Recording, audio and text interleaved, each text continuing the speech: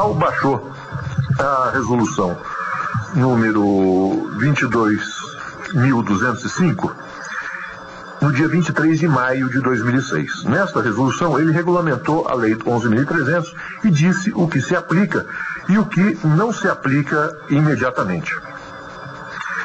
Eu vou, então, participar, o que interessa, do que aplica imediatamente. Vamos item por item para ver as alterações trazidas com a Lei 11.300 que tem aplicação imediata. E a primeira é aquela que, alterando o artigo 21 da Lei 9.504, que dizia que o candidato era o único responsável pela prestação de contas da sua campanha, agora o candidato passa a ser solidariamente responsável pela regularidade, pelas informações que der na sua prestação de contas. Há uma diferença aqui. Eu acho que talvez o termo solidário não fosse o melhor. Se eu fosse legislador, se tivesse parte do Congresso, e nunca tive coragem de disputar uma eleição, não por falta de vontade, não é por coragem mesmo.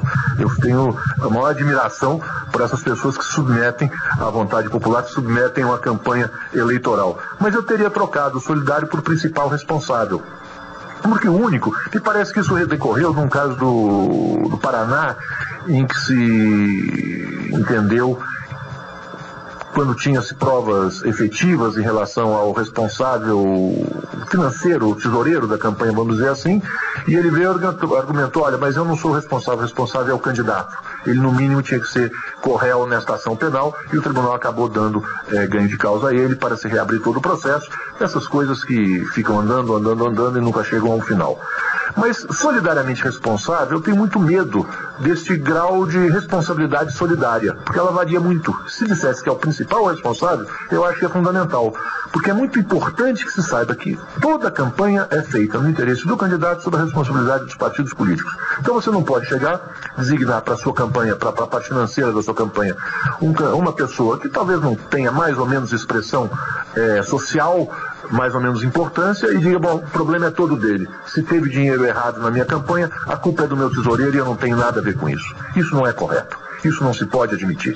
O candidato é o principal responsável pela veracidade das informações e pelas consequências dos equívocos, das omissões, das irregularidades que ocorrerem na sua campanha. Mas a lei falou aqui em solidário, vamos ver como é que isso vai ser caminhado.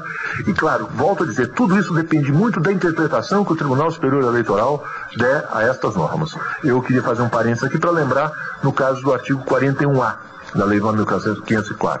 O artigo 41A, para aqueles que têm intimidade com as questões eleitorais, é aquela norma que permite afastar da disputa ou do exercício do cargo aquele candidato que compra ou tenta comprar votos. Até então, isto era até 98, isso é a chamada Lei dos Bispos, que resultou de um movimento social capitaneado pela Ordem dos Advogados do Brasil e pela CNBB. Então, até então, isto era apurado em investigação judicial e que não tinha nenhuma consequência, porque ela tinha que ser julgada até a data das eleições, ela tinha para gerar, para afastar da disputa o candidato que foi pego no errado. Ou então, se aplicada depois, ela só geraria inelegibilidade por 3 anos, a contar daquela eleição e depois do trânsito em julgado, o que significava que nunca chegava a nenhuma sanção. E aí veio essa norma e a Justiça Eleitoral deu-lhe efetividade quando decidiu que a aplicação era imediata, que os recursos não tinham efeito suspensivo e que o processo era extremamente célere. Então, isto está de acordo com este princípio, tem que ser aplicado também na interpretação desta lei, para dar efetividade, para atender a resposta da sociedade. Porque a sociedade critica duramente esta impunidade. Essas questões, isso tudo acontece e eu não vejo ninguém sofrer nada com isso.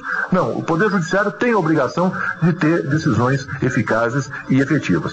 E aí eu começo das inovações mais importantes da legislação eleitoral moderna, criada pela Lei 11.300, que é o artigo 22, parágrafo 3º, que diz que o uso de recursos financeiros para pagamentos de gastos eleitorais que não provenham de conta específica, todos os candidatos têm que abrir uma conta única e nova, uma conta nova para transitar todo o dinheiro da campanha.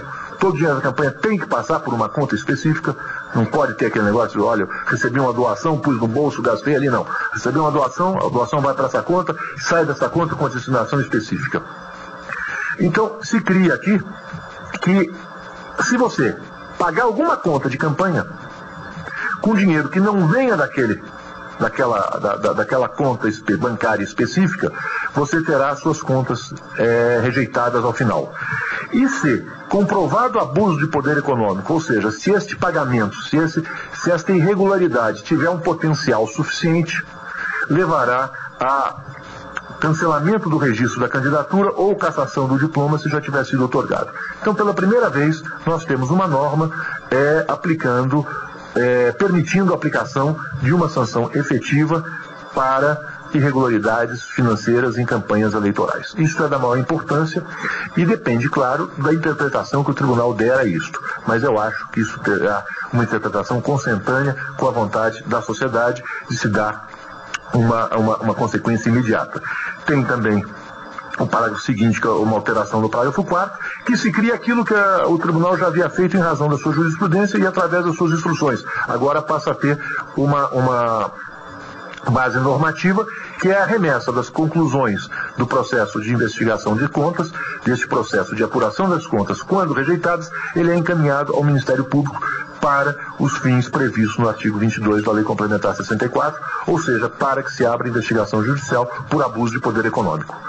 Se você gastar na campanha hoje um recurso que não venha da conta específica, da conta bancária específica, isto significará abuso de poder econômico, levará à rejeição das contas e poderá, dependendo das características de cada caso, levar à negativa do registro, ao cancelamento do registro ou ao seu cancelamento, se já tiver sido outorgado. Isso me parece, das coisas, esta aliada com o artigo 30A, as coisas mais importantes da Lei 11.300, que vem, talvez como uma...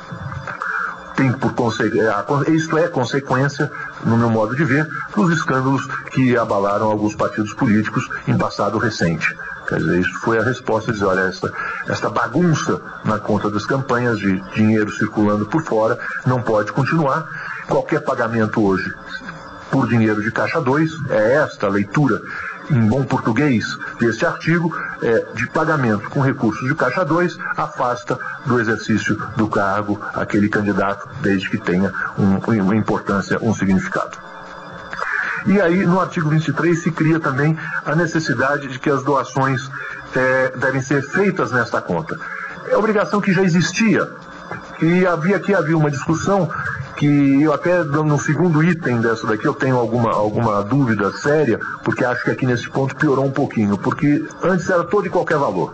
A Justiça Eleitoral acabou nas instruções tolerando determinados valores, se não me engano R$10, que era aquele sujeito que não tinha uma conta bancária, então ele não tinha que fazer o depósito nessa conta por cheque. Ele podia fazer o depósito em dinheiro, até R$10. Isso era particularmente os partidos que contavam com o apoio das massas populares, muitas pessoas que recebiam empregados domésticos, trabalhadores de muitas empresas que recebem o envelope de dinheiro no final do mês e não um depósito em conta bancária. Eles não têm talão de cheque, eles pegavam o dinheiro e faziam um depósito lá de 5, de 7, de 8, até R$10. Agora se vem e se permite depósito em dinheiro, claro que devidamente identificado, contra emissão de recibo eleitoral, tudo isso, até o limite fixado no inciso 1º do inciso 1 do artigo 1º deste mesmo artigo. E que limite é este? É aquele que limita as doações a 10% do que a pessoa recebeu no ano passado. Então veja bem, nós que tínhamos esta obrigação de todos os depósitos superiores a R$10 serem feitos por cheque nas contas, agora eles podem ser feitos em dinheiros até esse valor que é considerável. E eu tenho medo disso daqui, porque pode permitir algumas burlas. Eu fico imaginando aqui, eu sou candidato e peço ao Paulo um dinheiro para minha campanha, um auxílio, e diz, olha, eu posso te dar, mas infelizmente eu não tenho como te dar um dinheiro. O Paulo é um grande empresário e tem lá um Caixa 2 na empresa dele, e diz, eu não posso te dar esse dinheiro de forma regular. Eu posso te dar aqui R$30 mil para sua campanha, mas vou te dar em dinheiro. E você não pode declarar que recebeu de mim. Mas eu preciso pôr esse dinheiro na minha campanha, porque eu tenho que pagar contas que vão sair de lá. Então como é que eu faço? Eu vou atrás da Vânia, eu digo, Vânia, você que é uma mulher rica, tem muito dinheiro, você ganhou no ano passado 300 mil reais. Então você pode me fazer um depósito de 20 mil. Eu falo assim, mas como é que eu vou tirar 20 mil? Como é que eu vou explicar que eu tenho esses 20 mil? Eu falei, isso é simples. Porque você tem, durante o ano todo, uma série de gastos que são normais. Os meninos que vão, os filhos que vão ao cinema, que pedem dinheiro no fim de semana, todo mundo chega na sexta-feira, tira um pouco de dinheiro do banco e leva para casa. No meu caso, minha família se encarrega de acabar até segunda-feira sempre o dinheiro que eu tenho no bolso. Isso é natural. E acontece com todo mundo assim. Você paga empregado, você compra ração de cachorro, você faz uma série de coisas. São dinheiros que saem da sua conta sem contabilização. Então é muito fácil você dizer, olha, eu guardei esse dinheiro, não gastei e fiz aqui a doação. E você perde a possibilidade de aferir, porque a razão do depósito em cheque é para você ver de onde veio esse dinheiro. Esta é a razão. E com o aumento deste limite, e um aumento, a meu ver, extremamente exagerado, porque é 10% do que a pessoa deu no ano passado, você perde esta forma de controle. Quem for candidato, a partir do momento em que pediu registro, não pode fazer nenhuma doação para pessoa física ou jurídica, seja um troféu, um jogo de camisas para o time de futebol, uma ajuda de custo. Dois problemas que eu vejo aqui. Primeiro, como é que fica doações entre candidatos? Ou seja, um candidato que recebeu muito dinheiro na sua campanha e que acaba querendo dar uma parte para quem faz dobradinha com ele, isso é muito comum em eleições federais e estaduais, ele repassa uma parte do seu dinheiro, ele não poderá fazer isso agora. Se o tribunal entender que, e a lei não excepciona, ela não diz aqui, salvo se a doação for para outro candidato. Como ela diz, nenhuma doação, ficam vedadas quaisquer doações de dinheiro a pessoas físicas e jurídicas, eu estou entendendo que ficaram vedadas também as doações a outros candidatos. A minuta da instrução que está sendo preparada pelo tribunal, a qual eu tive acesso na reunião de segunda-feira, mais ou menos tenta compatibilizar isso daqui, mas eu acho que não houve maior discussão em relação a esse ponto. E aí ficará vedada toda e qualquer transferência entre candidatos, o que pode ser um problema na campanha eleitoral. Os candidatos têm que estar atentos a isso. E a segunda coisa, quer dizer, fica imaginando o deputado Paulo Otávio aqui, com certeza, o senador Paulo Otávio, com certeza, ele deve dar auxílio a alguém. É normal. Quantos de nós não paga o colégio do filho da empregada ou de uma pessoa? Ainda é muito normal pelo interior do país, os fazendeiros ajudam diversas pessoas que estão ligadas lá, os chefes políticos da região, os candidatos, dão bolsas de estudo. Candidatos que dão a bolsa de estudo, uma pessoa pode dar 5, 6 anos.